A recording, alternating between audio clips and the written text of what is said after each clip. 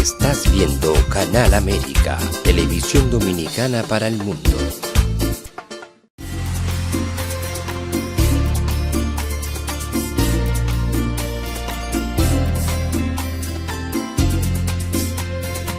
A Time for Truth show is sponsored by the Office of Dr. Bernard Fialkoff, a periodontal, dental implant and laser specialist in New York City, for over 40 years.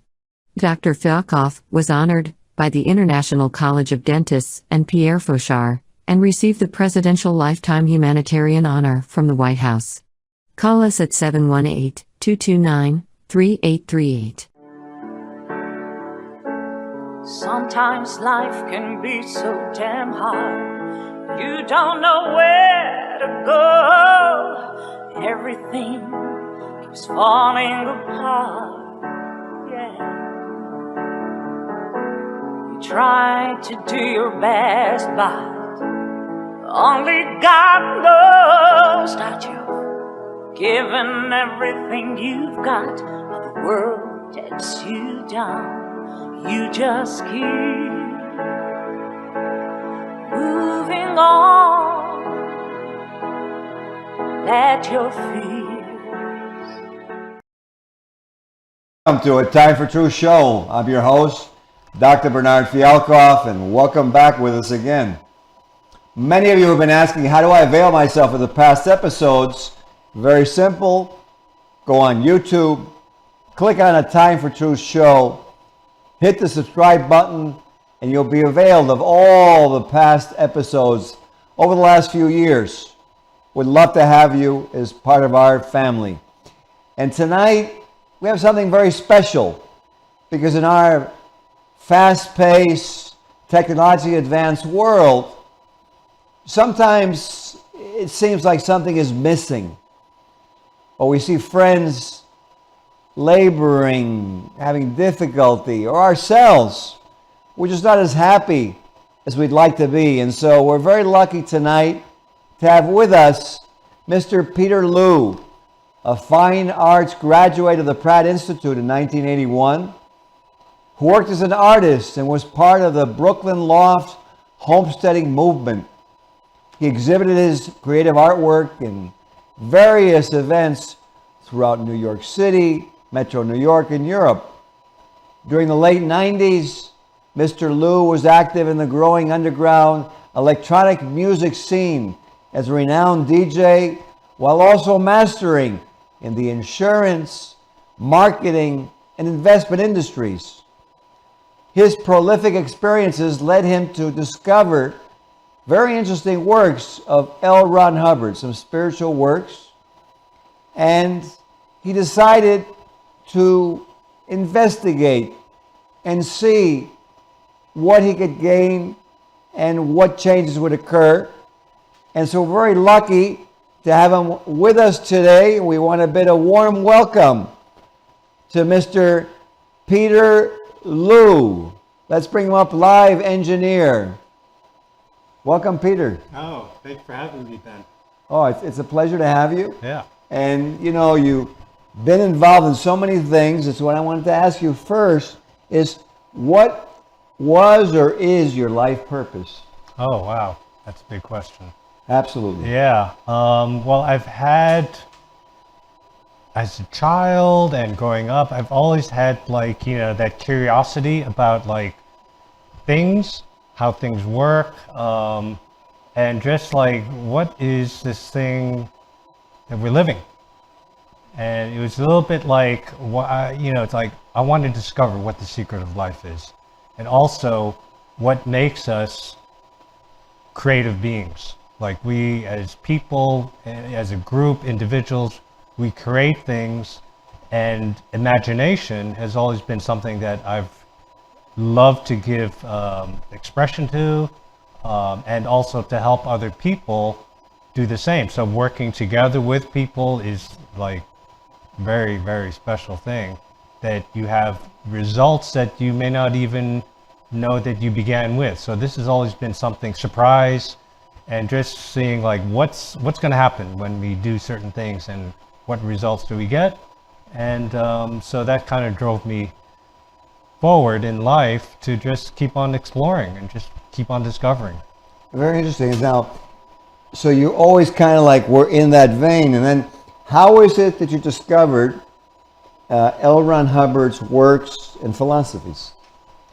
You know, it's almost like his works and philosophies discovered me. Because I literally stumbled into it. I didn't have any idea about Scientology and L. Ron Hubbard before I actually came to the Church of Scientology in Harlem. And I came there for a different reason. I wasn't actually looking to find out about it. I just had an idea about doing an event, and there was somebody told me there's a community center in Harlem, and he said, you know, you can probably do it there. I said, okay, let me go and find out. So I went up, met some people, told them my idea about like doing a seminar. They liked it, and then they said, well, why don't you, like, you know, you want to know a little bit about what we do here? I said, of course. So I was shown what some of the course lineups were. They asked me, like, what are your interests? What are you trying to do? And I told them, and this fellow Michael, and he sat down with me. He said, well, you know what, there's a couple of courses about, like, you know, business related stuff, which was my interest at the time. And I said, this sounds like it could be helpful. So I just said, okay, let me check it out, which is what I did. But I did not know, even before I started the course, I said, it sounds good. And then when I started the very first course, the first page, I was like, wait a second now, this is really good. This makes sense to me. I could see it right away that this was like a very helpful bit of advice on the first page. And I kept on going, and I kept on discovering more things that were helpful to exactly what I was looking to do. Very interesting. And now, you know, because I know a lot of people have questions on the word or whatever. So what is the meaning of the word Scientology? That's a good question. Yeah, it does really, it's a question that people, that when they ask me about Scientology, I do try to give them like what the word means, which is basically, you break it down into Scio, which is the Scientology part, science part, which is knowledge. And then Logi, of course, is study. So study of knowledge, or awareness, studying the study of knowing how to know. Very interesting. So how not to get lost in life. Yeah, exactly. And this is really, it kind of like reels you back into just being a basic. Like, you know, it's something that you almost would like not even think of, like knowing how to know. It's like you just think, well, I know this, I know that, but do you know how to know? And this kind of gives you like, kind of like where I was like thinking about what is my purpose, and my purpose in one sense is, who am I? Right. I want to know, who am I? That's like a burning question for me. And which is really never answered in life. You know, I asked that question to my father, who was a doctor, when I was very young, and I was looking at life like you. And one day I asked him, I figured he's a doctor, he deals with life and death, and very interesting that we all probably have that intrinsic question of where do we come from, where are we going, what's going on. Exactly. So that's what you're talking about. That's right. Interesting. Yeah. And so then the Scientology is like a compass for you then. It's like which way to go, where's north, which is the right way or the better way. Exactly. And it's kind of like as one goes through life, you're coming across new ideas, knowledge, and information. And to look at that information and to then, like as you said, the compass of like, okay, how does this work for what I want to do? What am I doing at the moment? Where am I going overall? But also to evaluate all that and then have the ability to use knowledge that does come to you, or information, and put it to use. Very interesting. Now, something very interesting, and what I was very enthusiastic about having you on the show, you were already doing a lot in life. You know, sometimes you see a person or you hear about a person, they're having difficulty, they're not really completing much, they're not getting that far, they're struggling, failing, but you were already competent. So what I was going to ask you is, now here you are, prolific in so many different fields, very interested in many different things. So how did this training or philosophy or whatever you'd want to call it, how did you find that it helped you? Tell us a little bit more so the viewers can get, how would this help them? Well, yes, it's true. I had done a lot of study and practice in the arts, and I was always looking for, I would say, knowledge that really would kind of like summarize and give like a package to like all these different pieces of information. So I was like, I'd look for one thing, I'd look for another thing, and it would kind of lead me in different directions. And oftentimes it would be like dispersed directions. I'd go over here, I'll go over there, and I'd discover maybe a little bit here and maybe there. But it was never really something that was a complete package for me, or allowed me to then make discoveries for myself about what is happening. So I was in different areas like visual arts, music, insurance, and then I started branching out to just like curiosity. I'm like, okay, what about the world of investments? It was like a whole different area of stuff. I said, I'm going to do that. And I had this idea like, I have this idea about being a financial artist. And I was like, what the hell does that mean? But I was like, that sounds pretty good to me. And that somehow I thought like I can marry different things together in the world of finance. So it just led me for discovery. But when I came across the first books of L. Ron Hubbard, the first pages, it was something that just immediately made sense to me and allowed me to then put kind of like, you have a lot of information, and then if you have one thing that can explain a whole bunch of stuff in a very simple way without being it like super complex and me having to like mull over it and say, oh, it was this, if it just be like that, which happened. There were these bits of, I guess you would say, axioms. It's just like a sentence. It would be like, say something, and it would be like, that makes so much sense. And I could use it to apply to a lot of things. And that kept happening. I would have more, kind of like laws of like things happening, but so simple and so common sense that I could use it. And so I could use it to make a discovery for myself.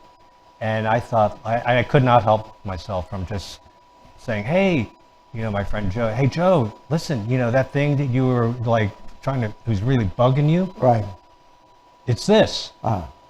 And he'd do the same thing. He was like, yeah, that makes sense. So I could not help myself from just sharing that knowledge as well. Very interesting. So they were like natural laws or principles that you found that as you were going through life that kind of like sorted out all this information that you had, so you could kind of gauge it or align it or coordinate it. Exactly. It's like you have a table of stuff and it's all like good stuff, but then when you have something that could like organize it in such a way that it makes sense and you can put things together that will make sense, like a puzzle, that really was what fascinated me about L. Ron Hubbard's works. Well, that's very interesting to me because I know in my field as a surgeon, a periodontal and dental implant surgeon, I get, deluged with different marketing, with new supposed techniques, and, you can spend a lot of time. And, one of the parts of wealth in life is your time. That's right. And your time is very valuable. And to me, it's like something I don't want to waste. So give me an example for the viewers. I know they're probably very interested.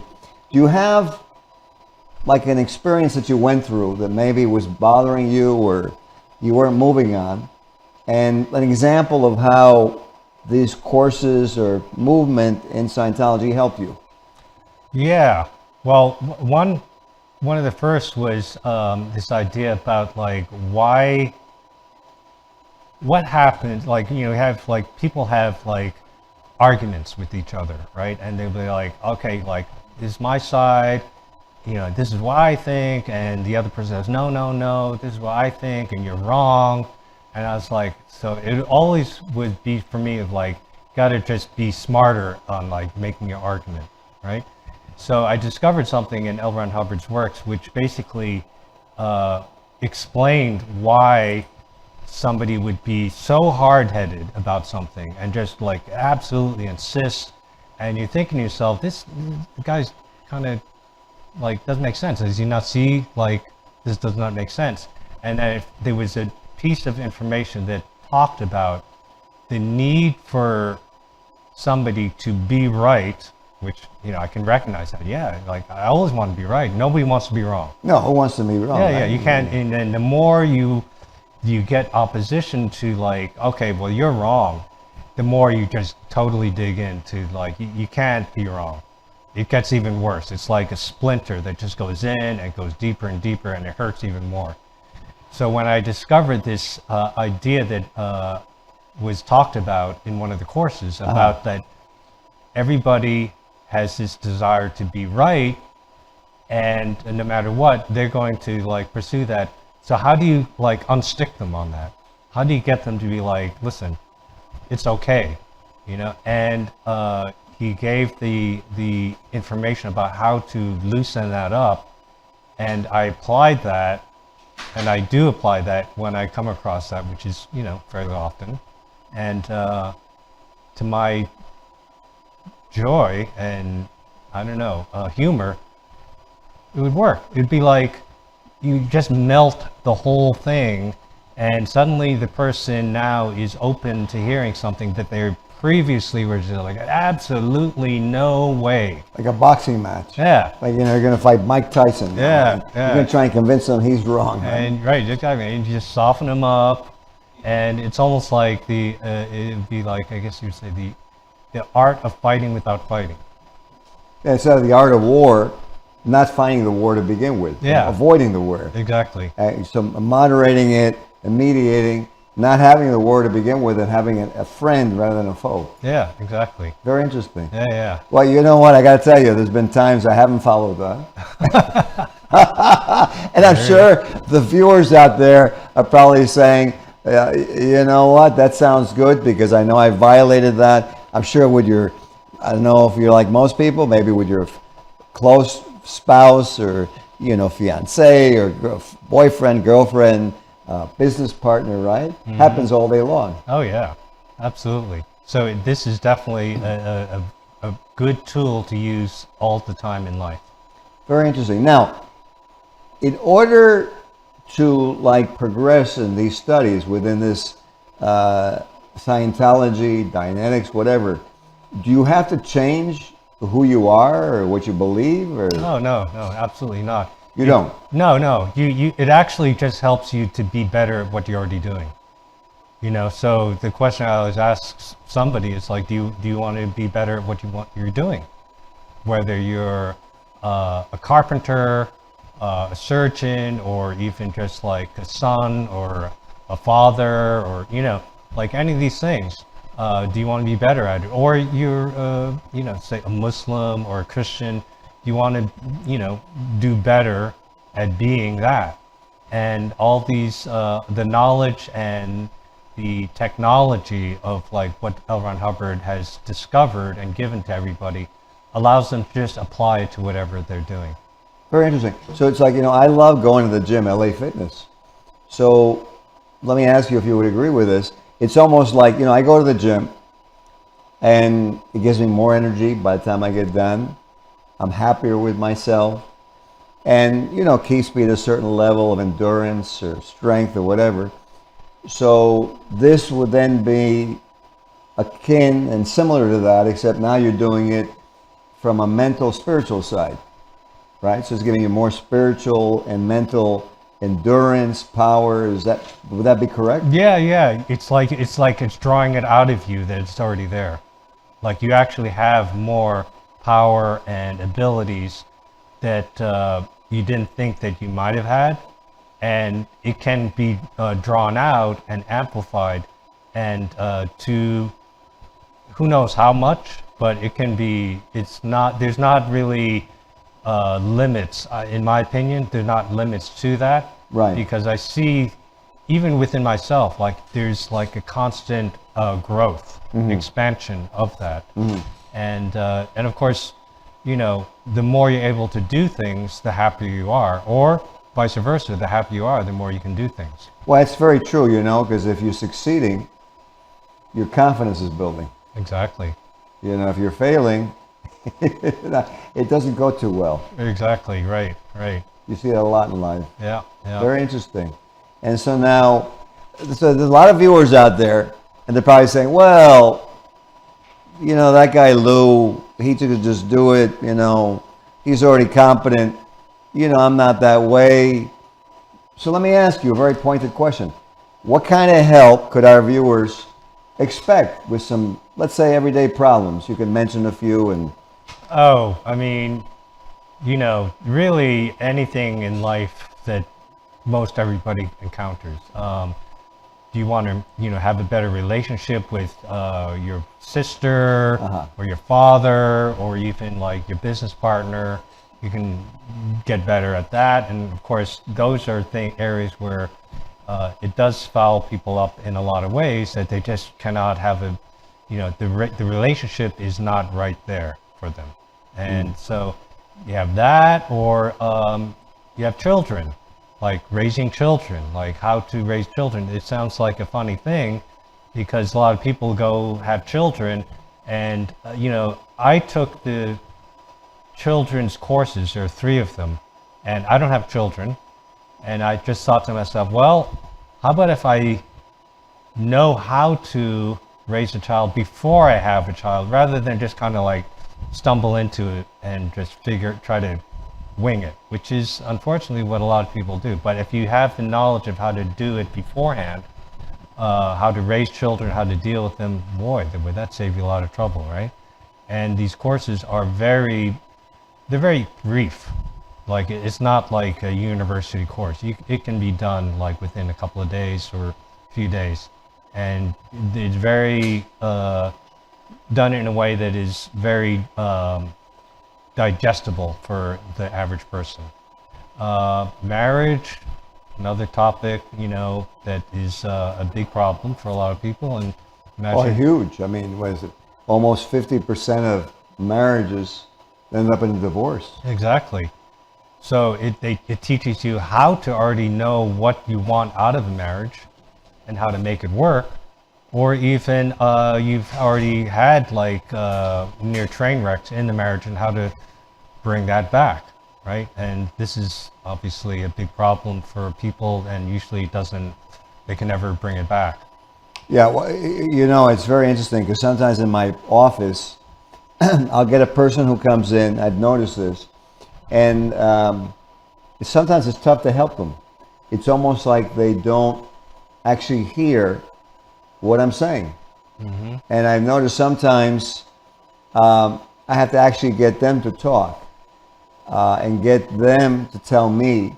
So let me ask you that, so what does Hubbard say about that? Is like, if we were going to give a tidbit out to the people out there that they can just utilize immediately, what can they do to get somebody to open up to them? Yeah, this is something that Hubbard goes into quite a bit, and is maybe one of the greatest discoveries he's made, which is about communication. Like, how do you communicate with somebody, and how do you listen to somebody? So communication is one of the things that happens throughout everything in life, that if you can master communication, a lot of things will be working in your favor, as well as whoever you're working with. Very interesting. So there's a course, then let's say the viewer out there says, yeah, definitely, what do I do? So there's a course that they could take on communication then. Exactly. Okay. And the course is it's super fun to do. I've done it a bunch of times. It's a hands-on course. It's a hands-on course, and you work with somebody, and both people don't have, they could have like the worst communication on both ends. And you put them together, and you do these simple exercises, drills, and before you know it, people are able to like communicate with people that they never could communicate with before, or listen to their spouse. Now they have an ability to actually hear them. Guess what? The spouse is like, oh my God, what's happening here? Very interesting. Yeah. So now, if somebody wanted to, and they wanted to go to the Harlem organization of Scientology, they would see you there then? Oh yeah, I'm there. Okay. All right. So you're part of the staff there. I am on staff. I was taking courses for a few years, and as I took courses, I kind of like started out a little slow. I'd be like once a week going to course, and I started going like twice a week, 3 times a week, 4, 5, and then like pretty much I was almost like there all the time because I have such a thirst for knowledge. Just have to know, so I just kept wanting to know more. And then I said to myself, how can I, give back? How can I be help the community take part and learn what I'm learning? And so to me, it became obvious that, like, can I join staff? And I joined staff, and that has actually helped me even more so than I could realize, because I thought to myself, okay, I'm going to be staff, I'm going to help. But it helped me so much as well. It actually brought so much more stability in my life, because one of the questions I had in joining staff was, can I do it part-time? And they said, no, I can't do it part-time. I was like, really? I was like, okay, full-time. And I was already studying a lot, and I was doing business. I thought, well, how am I going to handle, like, I need like... more time, right? Yeah. And so what was the final result? You actually did it in less time? Exactly. Okay. Well, you know what? I got to tell you, it's been a beautiful show, and unfortunately, we've run out of time. So we're going to have to take that course. We're going to have more time for the next one. But thank you so much for being on. Glad to be here, Ben. Oh, it was a pleasure. And for those of you watching, if you want to go to Harlem, you'll see Mr. Lew at the Church of Scientology, that organization in Harlem. And, it sounds very interesting. So if you need to improve some facet in life, and there you go. That's all you have to do. So thank you again. And for those of you watching, I hope this has helped. And we'll see you on the next episode of A Time for Truth show. Have a very good night. This show was sponsored by A Time for Truth Foundation Incorporated as a community service. Sometimes life can be so damn hard. You don't know where to go. Everything keeps falling apart. Yeah.